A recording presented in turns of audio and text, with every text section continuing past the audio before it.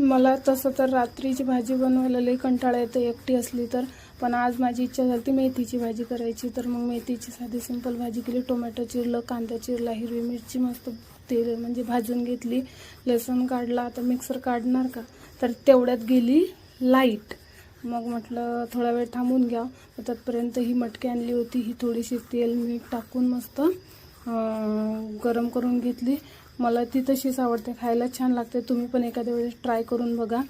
मग त्यानंतर मग म्हटलं आता वाट पाहत बसण्यापेक्षा मिरचीचा ठेचा वगैरे याच्यातच काढून तयार करा.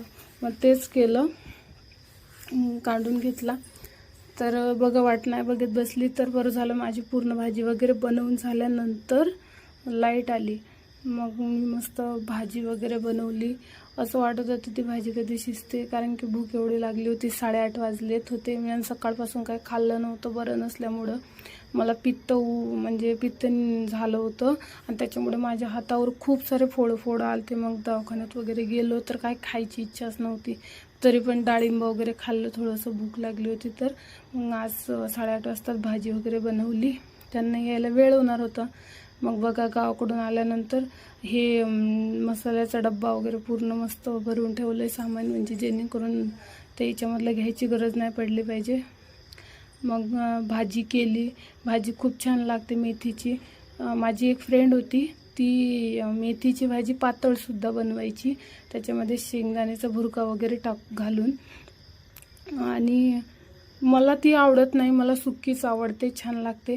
आणि एक या मेथीच्या भाजीचं काय आहे, कढईमध्ये टाकताना असं वाटते किती सारी आहे, आणि जेव्हा ती नेमकी तयार होते तेव्हा नुसतं थोडीशी झालेली असते. त्यामुळे हे मला समजलं नाही. तुम्हाला पण हा प्रश्न कधी पडलेला आहे का, मला नक्की कमेंट करून सांगा. आणि मी हा एक व्हिडिओ बनवण्याचा पहिला प्रयत्न केला आहे. तुम्ही बघा, तुम्हाला आवडला का, तर आवडला असेल तर माझ्या चॅनलला सबस्क्राईब करा. आणि आवडला असेल व्हिडिओ तर म्हणजे व्हिडिओला लाईकसुद्धा करा आणि व्हिडिओ शेअरसुद्धा करा. आणि हां, सबस्क्राईब करायला नेमकं विसरू नका.